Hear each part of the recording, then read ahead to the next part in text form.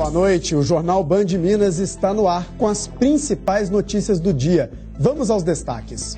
Preso na fronteira com o Paraguai, suspeito de comandar o tráfico no Barreiro é apresentado. Problemas na obtenção de verbas. Tradicional Teatro de BH vai fechar as portas no fim deste mês. Após queda nas vendas, promoções de inverno começam mais cedo nas lojas da capital.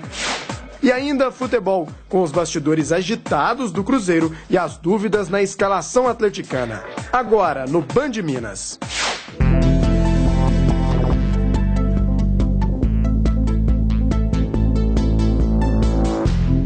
Mais de 54 mil roubos foram registrados em Minas Gerais no primeiro semestre deste ano. Em Belo Horizonte, houve um aumento de 14% nos crimes durante o período. 2 deles aconteceram durante a noite de ontem e a madrugada de hoje.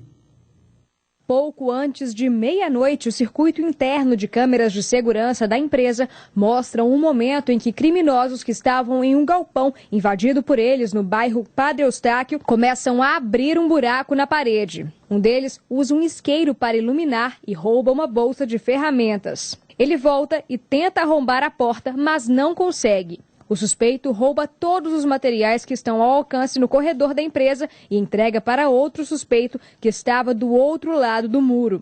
Ele volta para o galpão, espera até amanhecer e entra com o rosto descoberto. Com uma alavanca na mão, ele tenta arrebentar a porta, mas não consegue e passa a tentar arrombar a janela para entrar nas salas da empresa. Quando o alarme dispara, o criminoso deixa o corredor, mas depois volta e consegue entrar em uma das salas e rouba um computador. Por volta de 6h47 da manhã, os suspeitos vão embora caminhando e carregando os materiais na mão.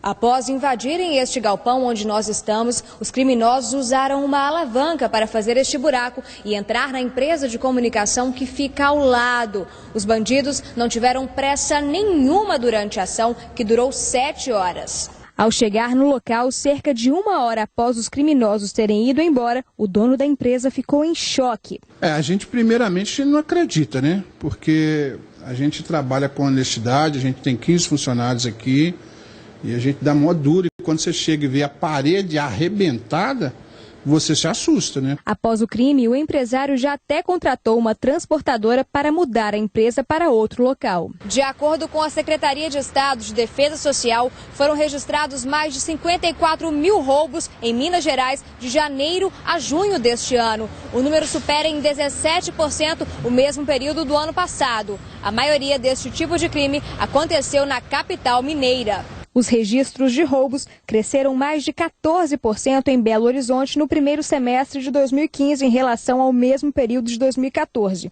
Foi o caso deste posto de gasolina localizado no bairro São Gabriel, que já foi assaltado 15 vezes em 2015, 6 apenas este mês. O último assalto aconteceu na noite de ontem. Era pouco mais de 18 horas quando um homem em uma moto surpreendeu 3 frentistas. Ele mostra a arma e leva R$200 em dinheiro. Assim como aconteceu na empresa do bairro Padre Eustáquio, os criminosos ainda não foram encontrados. O novo terminal rodoviário de Vespasiano custou mais de R$1 milhão e não opera desde a inauguração há 2 anos. Enquanto isso, os moradores usam a antiga rodoviária, onde o cenário é de abandono. O novo terminal rodoviário de Vespasiano, na região metropolitana da capital, foi inaugurado em outubro de 2013, mas ficou em operação somente por 1 semana. O local foi fechado por causa da pista que afundou. Os blocos usados não suportaram o peso dos ônibus. Pelo que a gente percebe, não foi feita uma compactação devida para o trânsito de ônibus pesado o dia inteiro aqui. Mais de R$1 milhão foram gastos na construção do terminal. Rogério é morador de Vespasiano e está revoltado com o desperdício do dinheiro público. É muito dinheiro, tem outras prioridades no município que não foram investidas e fica aqui essa coisa jogada fora há mais de 2 anos. Sem uma data prevista para a reinauguração do novo terminal, a população de Vespasiano continua utilizando a antiga rodoviária, que tem aproximadamente 25 anos. A situação por aqui não é a das melhores. O cenário é de abandono. As paredes estão pichadas, a iluminação, segundo os usuários, é precária. À noite o clima é de insegurança. Abandonada. Só tem mendigo aqui. À noite então pior. Esta estrutura de concreto servia de apoio para cadeiras que estragaram. e não foram recolocadas. Está muito precisando de uma reforma, precisando de uma boa arrumada, né? Nos banheiros, portas e janelas quebradas. O teto também apresenta problemas. A situação está precária. Eu até falei assim, eu não vou nem dar coisa, porque eu não tenho água para lavar a mão, como que eu vou fazer? Não tem água para lavar a mão? Tem não. Então eu saí assim, abri a porta, saí com a mão assim aberta assim, pronto. Em nota, a Prefeitura de Vespasiano informou que antes da conclusão das obras do terminal rodoviário, a Secretaria Municipal de Obras identificou problemas na pavimentação. Há mais de um ano, a Prefeitura entrou na Justiça contra a empreiteira responsável pela construção e está aguardando uma decisão da Justiça para concluir a obra. Quanto você paga para deixar um carro em um estacionamento no centro da capital? O PROCON da Assembleia de Minas realizou um levantamento em 196 estabelecimentos da capital e o resultado foi que 20% deles cobram valores bem acima dos estabelecidos. Encontrar uma vaga de estacionamento rotativo no centro de Belo Horizonte é muito mais do que um exercício de paciência. É preciso ter sorte. Muito difícil. Eu prefiro parar no estacionamento mais tranquilo. Mais tranquilo? Mais tranquilo. Está procurando vaga difícil. Nossa, demais. Estou falando assim, na rua o senhor nem tenta? Nem tento. Só estacionamento pago. É mais garantido.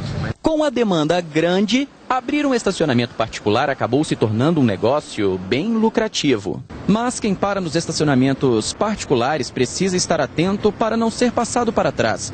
É que em muitos estabelecimentos, o valor da fração de 15 minutos, por exemplo, não corresponde a 25% da hora cheia, o que é proibido por lei. O motorista, sem opção, acaba caindo em armadilhas. Paguei R$8 aqui e fiquei 15 minutos. R$8? É. Mas R$8 é o preço da hora. Pois é, eu fiquei 15 minutos. E cobraram isso? Cobraram isso. O que você acha disso? Um absurdo. O PROCON da Assembleia pesquisou os valores praticados em 196 estabelecimentos da capital. 39 estão irregulares. Segundo este advogado, o consumidor que se sentir lesado deve reunir provas e denunciar o estabelecimento. Nós pedimos aos consumidores que tragam ao PROCON informações sobre esses estabelecimentos, com fotografias, com testemunhas, para que possamos, da mesma maneira, autuar e multar o estabelecimento, pois ele descumpre o Código de Defesa do Consumidor a partir do momento em que ele faz a prática abusiva de exigir desse consumidor vantagem manifestamente excessiva. A Polícia Civil apresentou hoje o suspeito de cometer homicídios e comandar o tráfico de drogas na região do Barreiro, aqui na capital. Ele foi preso no último dia 17 na fronteira entre o Brasil e o Paraguai. Quem vê o jovem Alisson Silveira Rosa dos Santos não imagina o trabalho realizado pelos policiais de Minas Gerais, do Rio de Janeiro, do Espírito Santo, do Mato Grosso do Sul e do Paraguai para que ele fosse preso. Tudo começou em 2013, quando o suspeito seria preso por ter cometido 2 homicídios na região metropolitana de BH e decidiu fugir, sequestrando a ex-namorada Bruna Rafaela de Almeida. Foi até a casa da mãe da namorada.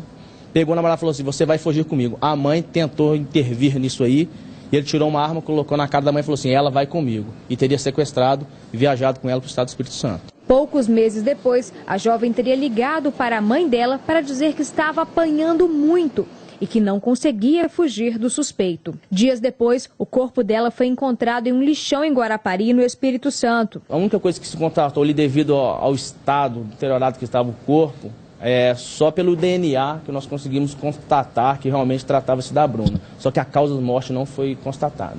Após o crime, o suspeito fugiu para o Rio de Janeiro e depois para o Paraguai, de onde começou a chefiar o tráfico na região do Barreiro. Constatamos que ele traficava aproximadamente 500 quilos de maconha e 100 quilos de cocaína mês aqui para a região do Barreiro, onde a sua associação criminosa atua. E segundo informações dele, lá em Pedro Juan Cabaleiro, ele conseguiu adquirir 1 tonelada de maconha por R$120 mil e vendia aqui em Minas Gerais por R$1.200.000. O suspeito foi preso neste mês na divisa do Mato Grosso do Sul com o Paraguai, após investigação que durou mais de 1 ano e meio, em conjunto com a Polícia Civil de Minas Gerais e de outros estados. Ele afirmou que a morte da jovem foi acidental. O delegado não falou que foi acidental, não? Foi acidental? Foi acidental. Além da morte de Bruna Rafaela, o suspeito responderá por outros 7 homicídios que aconteceram em BH, ordenados por ele quando estava no Paraguai. A seguir, prefeito e vice-prefeita de cidade no norte de Minas são indiciados. E ainda, tradicional Teatro de Belo Horizonte vai fechar as portas no fim deste mês. Agora são 6 horas e 59 minutos. A gente volta daqui a pouco.